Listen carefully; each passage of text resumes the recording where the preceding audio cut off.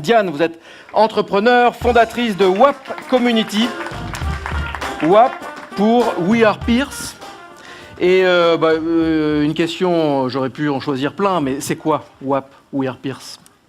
Alors WAP, comme son nom l'indique, We Are Peers, c'est un projet qui déploie l'apprentissage entre pairs dans les organisations.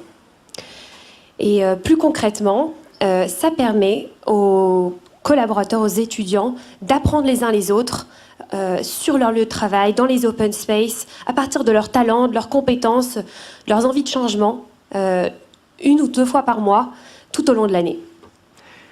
Ça veut dire que c'est une appli, c'est ça? C'est une appli qu'on télécharge et on se mentore les uns les autres. On peut échanger. C'est une méthodologie qui permet à chacun de découvrir, d'identifier une connaissance qui lui est propre et de la transmettre avec, de la manière participative, en impliquant le groupe. Tout se fait les rencontres, les échanges se font en présentiel.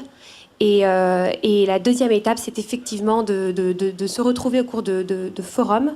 C'est à ce moment-là que se fait la transmission entre pairs. Ça se déroule toujours par groupe de 6, parce que c'est 20 minutes par personne et par talent. Et effectivement, à ce moment-là, il y a une application. Et sur n'importe quel type de talent, n'importe quel type de thématique? Justement, ce matin, on était avec un WAP à GRDF et il y a eu plusieurs thématiques qui sont ressorties. Il y a eu le cerveau au moment du flow, il y a eu la crème des outils digitaux, le décloisonner avec le potager. Il y a eu plein de thématiques en fonction justement qui lient le personnel et le professionnel. D'accord. Je vois, Diane, que vous êtes également la fondatrice du mouvement On Top of Hill pour la liberté d'expression dans l'espace public. Est-ce que vous pouvez nous en toucher un petit mot?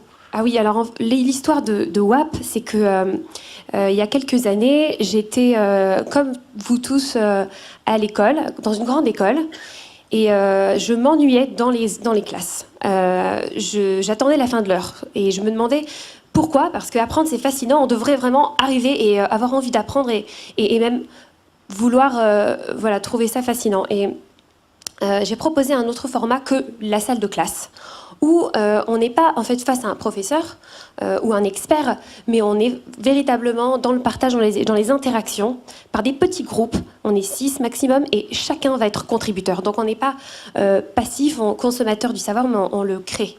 Et ce format se faisait au cours d'un week-end. 10 participants, on écrivait le programme ensemble, dans des lieux ouverts, même des lieux publics, et ça s'appelait au départ On Top of Hills. On l'a fait dans plusieurs pays, même et différentes régions en France, qui nous a donc amenés en Creuse, puis à San Francisco, à Stanford, ou à New York, en Roumanie. Et ce mouvement s'est propagé avec plusieurs forums par mois. Et au bout d'un moment, je voulais absolument le proposer à mon école, EM Lyon. Et j'ai proposé de créer le premier cours d'apprentissage entre pairs. C'est comme ça que je l'ai inséré dans le curriculum.